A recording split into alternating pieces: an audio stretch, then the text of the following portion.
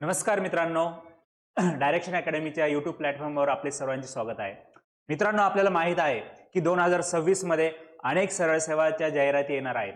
तर आज आपण जे बघणार आहोत तो मेन म्हणजे की सरळ सेवा परीक्षा म्हणजे काय राहतात. आणि मित्रांनो, सर्वात महत्त्वाचं म्हणजे की आपण एक सरळ सेवा जेव्हा एक्झाम तयारी करत असतो तेव्हा आपण एक गोंधळलेल्या परिस्थितीमध्ये असतो. कारण की दर 3-4 महिन्याला कोणती तरी एक्झाम येते, त्यानंतर आपण तिचा अभ्यास स्टार्ट करतो आणि परत ती एक्झाम झाल्यावर परत दुसरी एक्झाम येते, परत आपण तिचा अभ्यासक्रम सुरू करतो आणि अशा पद्धतीने काय होतं की आपलं जे चक्र असतं ते डिस्टर्ब होतं. त्यामुळे मित्रांनो, तुम्ही एक गोष्ट समजून घ्या की सरळ सेवा परीक्षा पद्धत काय आहे.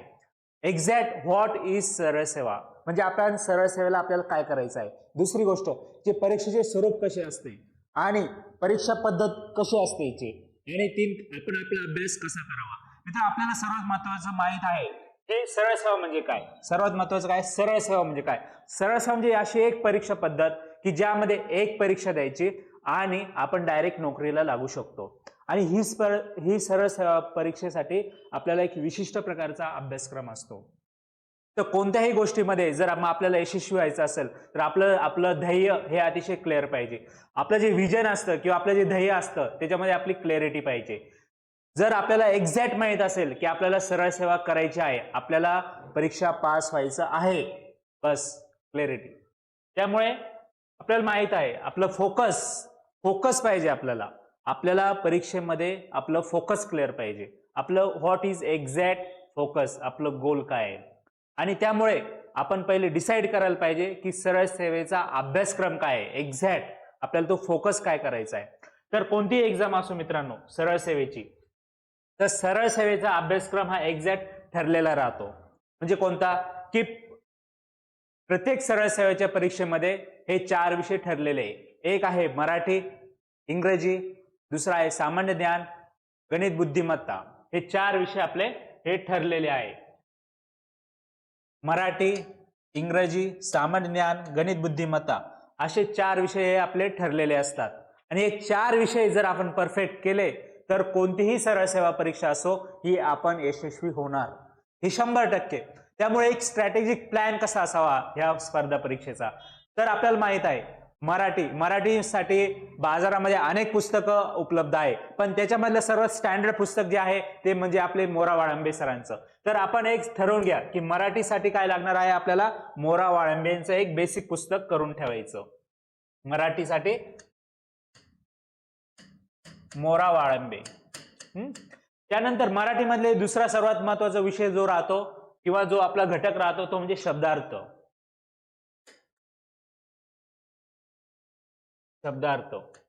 आणि तिसरा घटक जो राहतो तो म्हणजे पुस्तकं आणि त्यांचे लेखक आणि पुस्तके, लेखक व पुस्तके.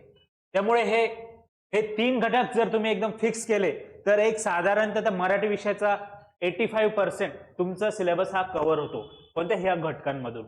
त्यामुळे 1-2 महिना सलग मराठी परिपूर्ण करा. कोणत्याही परीक्षेचा विचार न करता मराठी हा सब्जेक्ट क्लिअर करा, एकदम बेसिक टू फायनल. त्यानंतर मराठी विषय केल्यानंतर मराठीवरचे जे काही प्रिव्हियस क्वेश्चन्स पेपर असतात त्यामधून कोणते प्रश्न येतात ते प्रश्न बघा. आणि प्रश्न झाल्यानंतर त्याचा अनालिसिस करून ते प्रश्न सॉल्व्ह करा. आणि यानंतर आपण कुठे चुकतो आहोत आणि आपण कुठे बरोबर आहे, त्यानंतर आपला स्ट्रॉंग एरिया कोणता आहे आणि आपला वीक एरिया कोणता आहे याच्यावर अनालिसिस करा. स्ट्रॉंग, वीक याचा अनालिसिस.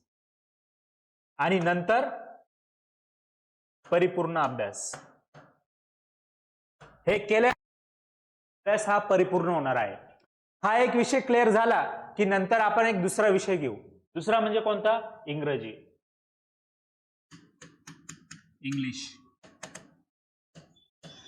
सरळ सेवेमध्ये अनेक विद्यार्थ्यांचा एक प्रॉब्लेम राहतो, तो सर्वात जास्त त्यांना नडणारा कोणता राहतो, इंग्लिश विषय. इंग्लिशला मुळात घाबरायची गरज नाहीये. इंग्लिश विषयासाठी सरळ अतिशय सोपी पद्धत आहे. जेवढे काही मागचे सरळ सेवेची परीक्षा पद्धती आहे त्या सर्वांचे बाजारामध्ये कोणताही एक क्वेश्चन पेपरचा सेट घ्या. शक्यतो ते क्वेश्चन पेपरची PDF काढा आणि ते प्रश्न सर्व तुम्ही एकदा बघून घ्या. क्वेश्चन पेपर पहिले बघा, क्वेश्चन पेपर ऑल एक्झाम. त्यानंतर तुम्हाला एक आयडिया येईल की कोणताही परीक्षा असो त्यामध्ये जो इंग्लिश विषय राहतो त्याचा एक पॅटर्न ठरलेला असतो. त्याच्यामध्ये सर्वात पहिले काय राहतं, एक ग्रामर, त्यानंतर व्होकॅब आणि त्यानंतर ग्रामर आणि व्होकॅब याच्यानंतर युजेस ऑफ इंग्लिश लँग्वेज, युजेसवर इंग्लिश लँग्वेज. हे 3 घटक असतात की सरळ सेवेमध्ये प्रत्येक परीक्षेमध्ये त्या 3 घटकांवर प्रश्न विचारलेले राहतात. त्यासाठी एक स्टँडर्ड बुक रेफर करा.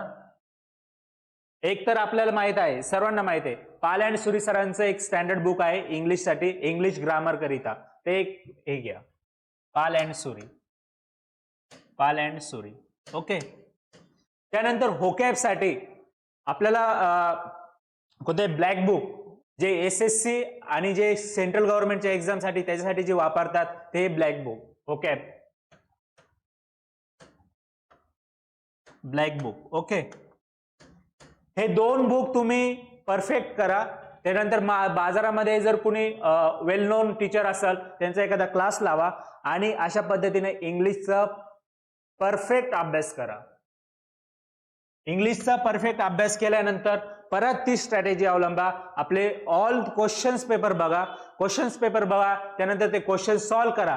क्वेश्चन सॉल्व्ह केल्यानंतर आपले एक्झॅक्ट आपल्याला किती येतं आणि किती येत नाही, आपला स्ट्रॉंग पॉईंट कोणता आहे, आपला वीक पॉईंट कोणता आहे आणि त्याच्यानुसार आपल्या अभ्यासाची स्ट्रॅटेजी ठरवा. अशा पद्धतीने तुमचा इंग्लिश आणि मराठी एव्हरी एक्झाम ह्या 2 सब्जेक्ट हे कंपल्सरी असतात म्हणजे महाराष्ट्रामधली कोणतीही सरळ सेवा परीक्षा तुम्हाला पास व्हायचं असेल तर ह्या 2 विषयाचं जे आहे सिलेबस त्याचा एक तुम्ही तोंडपाठ करून ठेवा. तोंडपाठ सिलेबस असा, त्यांचं जे जनरल नॉलेज आहे ते सुद्धा तुमची परफेक्ट करा. त्यानंतर तिसरा विषय जो आहे तो आपला आहे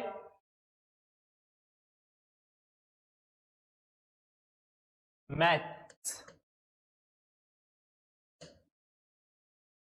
आणि रिझनिंग.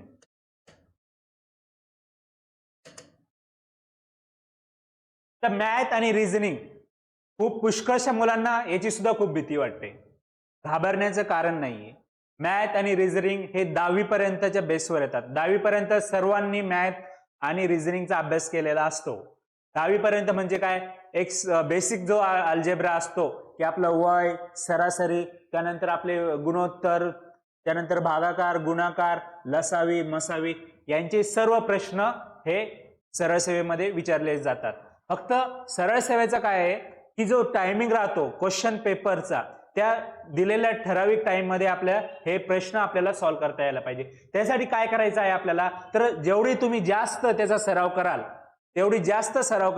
तेवढे तुमचे ॲक्युरेसी आणि स्पीड वाढणार आहे. त्यामुळे काय करायचं, ओके, मॅथ आणि याच्यासाठी सुद्धा सेम स्ट्रॅटेजी. जे काही पाठीमागचे क्वेश्चन पेपर असतात ते क्वेश्चन पेपर बघायचे. क्वेश्चन पेपर बघितल्यावर आपण त्याचा अनालिसिस करायचं की बघ कोणत्या घटकाला प्रश्न कोणता विचारलेला आहे. सर्वात प्रथम काय करायचं की घटक कोणता आहे, घटक, त्यानंतर त्याच्यावर प्रश्न कोणता विचारलेला आहे, प्रश्न, आणि मेन म्हणजे प्रश्न विचारल्यानंतर प्रश्नाची डिफिकल्टी लेवल कोणत्या लेवलला आहे, याची डिफिकल्टी लेवल.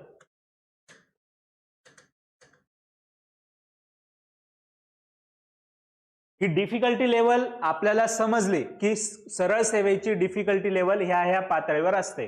म्हणजे जर सरासरीचा प्रश्न आला तर सरासरीमध्ये 1 किंवा 2 किंवा 3 घटकांची सरासरी विचारू शकतात किंवा फार तर एक सिरीज मध्ये विचारू शकतात. ही जी लेवल आपल्याला समजली की त्याच्यानंतर मग आपण एक कोणत्याही बाजारातले स्टँडर्ड बुक प्रेफर करा. शक्यतो RAS अग्रवाल मॅथमॅटिक्स साठी हे स्टँडर्ड बुक मानल्या जातो, RAS अग्रवाल. ओके. अरे हे पुस्तक घ्या, त्याच्यातला एक चॅप्टर पहिले त्याच्या कन्सेप्ट क्लिअर करा. RAS अग्रवाल मधून ज्या कन्सेप्ट असतात त्या कन्सेप्ट क्लिअर करा. त्यानंतर त्यांचे जे काही चॅप्टर दिलेले आहे ते पूर्ण चॅप्टर सॉल्व्ह करा, त्याच पद्धतीने जे काही फॉर्म्युलेस असतात, मॅथमॅटिकल फॉर्म्युले, त्यानंतर जिओमॅट्रिकल फॉर्म्युले, हे सर्व तोंडपाठ करायचे. अशा पद्धतीने आपण मॅथ आणि रिझनिंग याचा अभ्यास आपण करू शकतो. ओके, हे झाले आपले 3 विषय. आणि हे 3 विषय हे फिक्स ठरलेले आहे. म्हणजे तुम्ही 2026 मध्ये तुम्हाला सरळ सेवेमध्ये पास व्हायचं आहे आणि एका वर्षात आपल्याला नोकरीला लागायचं आहे. बिंदास सगळे पेपर द्या तुम्ही, पण 3 विषय हे कमांड ठेवा. म्हणजे 3 विषयाचे किती पर्सेंटेज आले तुमचे? 75%. 75% एक्झाम कोणतीही असू द्या, जर तुम्ही 75% क्लिअर केले की तुमचा इथं स्कोर किती येऊ शकतो? समजा 200 असेल तर इथं 150, म्हणजे 150 मार्काची तुमची तयारी परफेक्ट झालेली आहे. आणि कोणतीही सरळ सेवा असो, त्या सरळ सेवेमध्ये आपल्याला माहित आहे मेरिट कितीपर्यंत लागू शकतं? एक तर 80% और द 90%. म्हणजे 180 मार्काचं जर आपलं टार्गेट असेल प्रत्येक कोणत्याही सरळ सेवेचं, तर आपल्याला फक्त आता किती मार्काचा अभ्यास करायचा आहे मित्रांनो? फक्त 30 मार्क्स. आणि हे 30 मार्क्स कोणते राहिले आपले? चौथा सब्जेक्ट, तो म्हणजे आपला जीएस.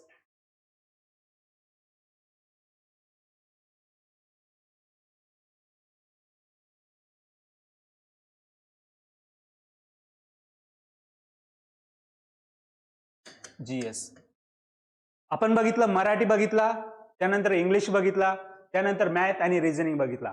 आता चौथा विषय जो आहे तो आहे आपला सामान्य ज्ञान.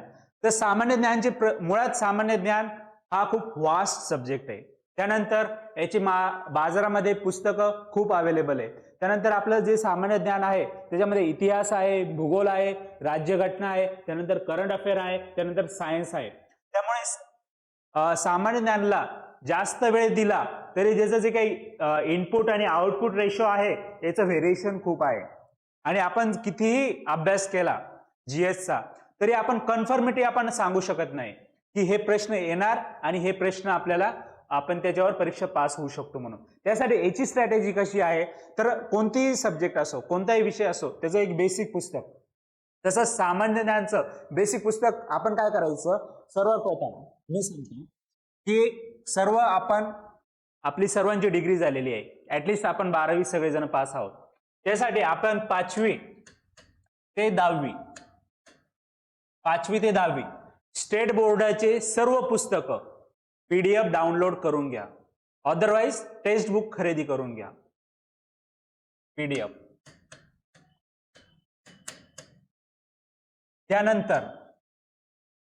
त्यानंतर जुने क्वेश्चन पेपर असतात जीएसचे, ते जुने क्वेश्चन पेपर एक सर्च करा. जुने क्वेश्चन पेपर सर्च केल्यावर आपल्याला त्या प्रश्नाचं स्वरूप आणि आपल्याला कोणकोणते चॅप्टर असतात त्याची एक आयडिया येईल. Questions paper. त्याच्यानंतर हे झालं आपलं स्टॅटिक नॉलेज, स्टॅटिक जीके. त्याच्यानंतर जे काही असतं करंट अफेअर, जे काही डेलीच्या बेसवर, त्यासाठी एक न्यूजपेपरची तुम्ही निवड करा. एक तर लोकसत्ता करा, एक स्टँडर्ड न्यूजपेपर म्हणजे एक लोकसत्ता आहे. लोकसत्ता सकाळ, पण माझ्या मते लोकसत्ता इज वेल, त्यामुळे एक लोकसत्ता.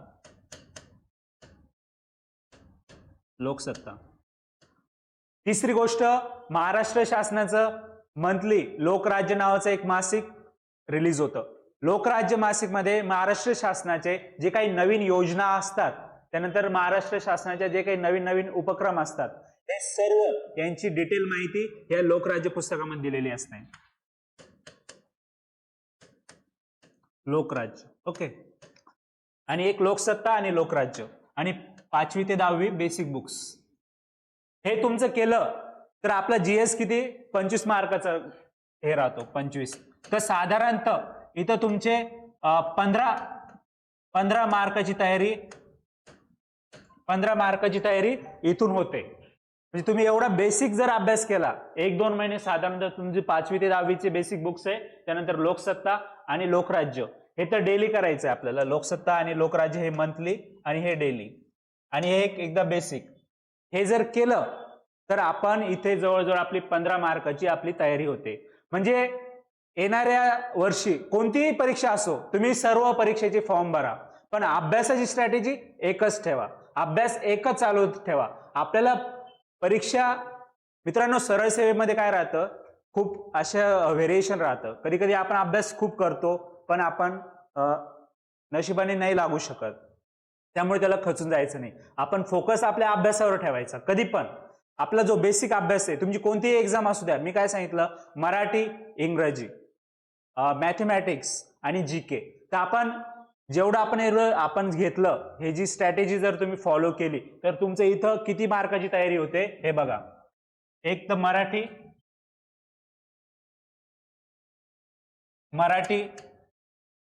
25 मार्क्स, त्यानंतर इंग्रजी 25 मार्क्स आणि मॅथ्स 25 मार्क्स. आणि आपण जे जीएसची जे बेसिक स्टॅटिक्स नॉलेज घेतलं त्याच्यातून आपले होते जवळजवळ 15, म्हणजे फक्त 10 क्वेश्चन्स किंवा 20 मार्क्स. हे जे आहे हे व्हेरिएशन आहे, हे टाइम नुसार आपल्याला अभ्यास करायचा आहे. पण ह्या वर्षभरात तुम्ही जर एचसी फिक्स केली कोणत्याही स्पर्धा परीक्षेमध्ये, मराठीमध्ये तुम्हाला 25 पैकी 23 किंवा 24 हे टार्गेट पाहिजे. त्यानंतर इंग्लिशमध्ये 20 ते 22 एवढं तुमचं टार्गेट पाहिजे म्हणजे पाहिजे, और प्लस मायनस 1-2. आणि मॅथमॅटिक्स मध्ये 24 ते 25 एवढं आपलं टार्गेट पाहिजे म्हणजे पाहिजेच. जीके खूप स्टॅटिक्स सोडलं तर जे काही बाजूचे भाग असतात की जे आपण कधी वाचलेले नसतं, ते एक तर लॉजिकल क्वेश्चन अटेम्प्ट करून आपण त्याला सॉल्व्ह करायचे. अदरवाईज जर निगेटिव्ह मार्किंग असेल तर सोडून द्यायचं, आणि किंवा जर निगेटिव्ह मार्किंग नसेल, काही ठिकाणी नसते, तर आपण ते अटेम्प्ट करून लॉजिकल आपण जेवढं जास्त परफेक्टनेस आणू तेवढं आपण हे सॉल्व्ह करू शकतो. याचं आपलं 22 तरी आपलं टार्गेट पाहिजे. म्हणजे जर आपण आपल्या स्ट्रॅटेजीनुसार अभ्यास केला तर आपले एक टोटल किती होतात बघा मित्रांनो, 23 मार्क्स, इंग्लिशमध्ये 22 पकडू आपण साधारणतः, त्यानंतर मॅथमॅटिक्समध्ये 25, आणि हे आपले 20 प्लस जीएचचे. म्हणजे आपले इथं किती 2 प्रश्न आपले राहिले, इथे 2 किंवा 3 प्रश्न राहिले, इथे आउट ऑफ मार्क्स पाहिजे, आणि इथे 3 किंवा 4 प्रश्न. म्हणजे एक साधारण 90 मार्क्स किंवा 90 प्रश्नाची आपण प्लॅनिंग ही आपल्या हातात आहे. त्यामुळे टेन्शन घ्यायचं नाही, बिंदास रिलॅक्स. 90 मार्क्स आपल्या हातात आहे, त्यामुळे जास्त विचार करण्याची गरज नाही. तुम्हाला परीक्षेमध्ये पास होण्यासाठी किती पर्सेंटेज पाहिजे? 90%. ते तुमच्या हातामध्ये आहे, आणि ही फिक्स स्ट्रॅटेजी आहे. तुम्ही कोणतीही एक्झाम असू द्या, टीसीएस असू द्या, आयबीपीएस असू द्या, अदरवाईज एमपीएससी पण असू द्या, तुमच्या हातामध्ये जी आहे ती 90 मार्क्स आहे. 90 मार्क्स. त्यामुळे जास्त विचार करण्याची गरज नाही. फक्त काय करायचं, जो अभ्यास आहे तो अभ्यासावर आपला फोकस करायचा, बाकीच्या गोष्टींचा विचार करायचा नाही. परीक्षा कधी येणार, जाहिरात कधी येणार, त्यानंतर मग आपण परीक्षेची जाहिरात आल्यावर त्याच्यावर अभ्यास करू. त्यानंतर मग तलाठी आली की लगेच तलाठीचा फॉर्म भरायचा, 2 महिने तलाठीचा अभ्यास करायचा. नगर परिषद आली, 2 महिने नगर परिषदचा अभ्यास करायचा. त्यानंतर एक ग्रामसेवक आले, ग्रामसेवकचा 2 महिने अभ्यास करायचा. या पद्धतीने जर आपण गेलो तर आपला अभ्यास हा फोकस होणार नाही. त्यानंतर काय होईल, आपण एक ना धड भाराभर चिंध्या अशा पद्धतीने आपली गत होणार आणि आपला सक्सेस मिळणार नाही. त्यामुळे तुम्ही सर्व परीक्षा द्या. परीक्षा देण्याबद्दल सर्व परीक्षा फॉर्म भरायचे, सरळ सेवेचा जेवढे काही असेल तेवढे द्यायचा, पण अभ्यासाची स्ट्रॅटेजी ही तीच ठेवायची. आपला अभ्यास एक बेसिक बुक्स आणि क्वेश्चन्स पेपर आणि रिव्हिजन. ओके. त्यानंतर बऱ्याचशा मित्रांना काय प्रश्न पडतो की अभ्यास कसा करावा, की आपल्या याच्यामध्ये काय राहतं, अभ्यास कसा करावा. हे तर आपण बघितलं सरळ सेवेमध्ये, सरळ सेवा परीक्षा पास होण्याची पद्धत, किंवा आपण हे आपलं बेसिक टार्गेट करून. काय होतं, आपले अनेक प्रॉब्लेम असतात प्रत्येकाचे. परीक्षा, आम्ही सुद्धा एक विद्यार्थी होतो तेव्हा आम्हाला ह्या सर्व गोष्टीतून आम्ही गेलेलो आहे. आम्हाला माहित आहे, आपल्या डोक्यामध्ये ना खूप कन्फ्युजन चालू असतं, कोणत्या परीक्षा द्यायच्या, त्यानंतर घरच्या आर्थिक अडचणी असतात, त्यानंतर अनेक आपलं टार्गेट सुद्धा आपल्याला लवकर अचीव्ह करता येत नाही. आपल्याला नेमकं काय करायचं, कोणती परीक्षा द्यायची हेही समजत नाही. त्यामुळे आपलं क्लॅरिटी ऑफ विजन, त्यामुळे आपल्याला अभ्यासच करायचा आहे ही आपल्या मेंदूमध्ये मॅप करून ठेवा. काय, पहिली गोष्ट आपल्याला अभ्यासच करायचा आहे, बाकीच्या गोष्टीशी आपल्याला काही घेणं नाही. आपले राजकारणी, क्रिकेट, त्यानंतर नको त्या गोष्टी ह्या आपल्या डोक्यातून बिलकुल काढून टाकायच्या. जे आपलं टार्गेट काय आहे, 3 विषय मधलं 75% डेली अभ्यास करा. डेली तुम्ही कोणतीही परीक्षा असो तुम्ही 100% पास होणार. त्यानंतर आता अभ्यास. मित्रांनो, अभ्यास हे काही गाढव काम नाहीये. अभ्यासला एक स्मार्ट वर्क लागतं. दुसरी गोष्ट, अभ्यासाला एक आपलं नियोजन लागतं. अभ्यासाला आपलं क्लिअर व्हिजन लागतं. त्यामुळे आणि सर्वात महत्वाचं, आपण सगळेजण मेसचं जेवण करतो, बाहेर रूमवर राहतो आणि ह्या सर्व गोंधळात काय होतं, आपण आपल्या शरीराकडे सुद्धा लक्ष देत नाही. त्यामुळे आपलं health is very must important. या सगळ्या प्रोसेसमध्ये हेल्थ ही खूप महत्वाची आहे. त्यामुळे सर्वात प्रथम तुम्ही काय करा, एक प्लॅन. आपल्याला तर आपण अभ्यासासाठी आलेलो आहोत, आपल्याला अभ्यास काय आहे हे पण माहित आहे, अभ्यास कसा करावा हे पण माहित आहे. पण आपण आता काय करा, हेच एक प्लॅन करा की ओके, आपलं हेल्थ मॅनेजमेंट सुद्धा खूप महत्वाचं आहे. Health management. तर डेली सकाळी एक तर तुमचं कोणताही ठरलेला व्यायाम तुम्ही करा. एक सव्वा तास तुम्ही व्यायामाला द्या. रनिंग करा, जिम जा किंवा कुठे वॉकिंगला जा. याने काय होतं, हेल्थ मॅनेजमेंटमुळे हेल्थ आणि माइंड ह्या दोन गोष्टी ह्या एकमेकांवर डिपेंडेंट असतात. हेल्थ जर आपली चांगली असेल तर आपले माइंड मध्ये खूप पॉझिटिव्ह थॉट येतात आणि ह्या प्रोसेसमध्ये जर आपण पॉझिटिव्ह असलो तर आपला डेली बेसिसवर अभ्यास होतो. पॉझिटिव्ह थिंग्स आणि डेली बेसिसवर अभ्यास होतो. डेली बेसिसवर अभ्यास झाल्यामुळे आपला रिझल्ट 100% पॉझिटिव्ह येतो. Positive result. ह्या गोष्टीवर तुम्ही फोकस करा. त्यानंतर अभ्यास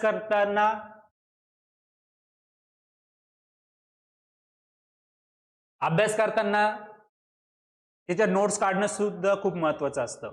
आपण जे काही वाचतो त्याच्यामध्ये अनेक अशा गोष्टी असतात की त्या, समजा पूर्ण एक टेक्स्ट आहे, या टेक्स्ट मधून आपण पूर्ण वाचलो. या टेक्स्ट वाचल्यानंतर यामधून ह्या एका पेजवर कामाच्या आपल्या 2 किंवा 3च गोष्टी असतात. ओके, 2 किंवा 3 गोष्टी या कामाच्या असतात, 2 or 3. मग याच्या मायक्रो नोट्स काढण्याची सवय ठेवा. त्या पेजवर बाजूलाच कुठेतरी त्याचं गोल काढा, डायग्राम फॉर्म मध्ये टेबल तयार करा किंवा असं पाय चार्ट काढा किंवा काहीतरी असं मार्क्स करून ठेवा किंवा एक रेड पेन आणि ग्रीन पेन यूज करा आणि त्या पद्धतीने ते आपल्या माइंडमध्ये तिथं पुस्तकामध्ये वाचताना लक्ष ठेवा. त्याच्यानंतर त्याचा एक सेपरेट बुक करा, त्याच्या त्या नोट्स काढा आणि एक्झामच्या वेळेस ह्या ज्या नोट्स असतात ह्या आपल्याला रिव्हिजनचं काम करतात आणि आपल्याला एक फील होतं की आपला अभ्यास हा परिपूर्ण झालेला आहे. आणि आपला अभ्यास हा पूर्ण झाला आहे हे जेव्हा आपल्याला समजतं, जेव्हा आपल्याला स्वतः सांगतो की माझा अभ्यास झालेला आहे, तेव्हा ऑटोमॅटिक माणसाचं काय होतं, टेन्शन कमी होतं आणि आपलं फुल कॉन्सन्ट्रेशन हे आपल्या पेपरवर राहतं. आणि अशा पद्धतीने जर तुम्ही अभ्यास केला तर 100% तुमचे कोणताही कसाही पेपर येऊ, 100 पैकी तुमचे 90 प्रश्न हे बरोबर येणार म्हणजे येणार. That is sufficient. हे जवळजवळ सरळ सेवेमध्ये 90-92 प्रश्न आले बरोबर, तुम्ही पास होणार.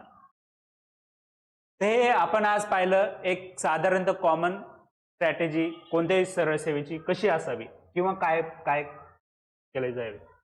मित्रांनो, आपल्या डायरेक्शन अकॅडमीमध्ये अनेक सरळ सेवेचे बॅचेस चालू असतात.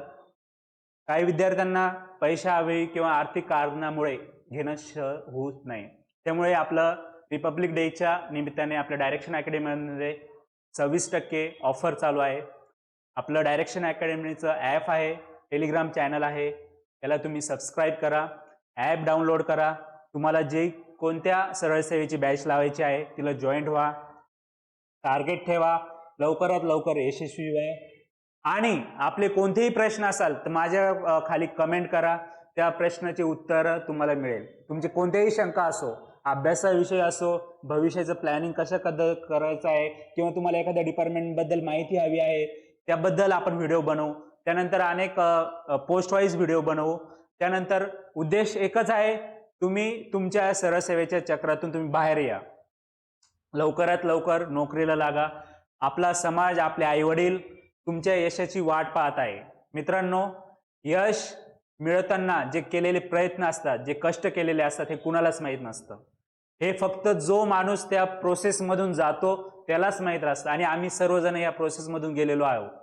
त्यामुळे तुम्हाला कोणतीही शंका असो, हेल्थ मॅनेजमेंट, माइंडची मॅनेजमेंट, तुमचे कोणते अभ्यासाविषयी प्रश्न असो, तुम्ही क्लास लावा नका लावू, बिंदास कमेंट टाका, नंबर घ्या आणि फोनही करू तुम्ही विचारू शकता. तर त्याच पद्धतीने आपले तलाठी बॅच आहे, हे आपण सुरू केलेली आहे. त्यानंतर ग्रामसेवक बॅच आहे, नगर परिषद बॅच आहे, हे आपलं डायरेक्शनचं टेक ॲप आहे, डाउनलोड करा. Okay, thank you.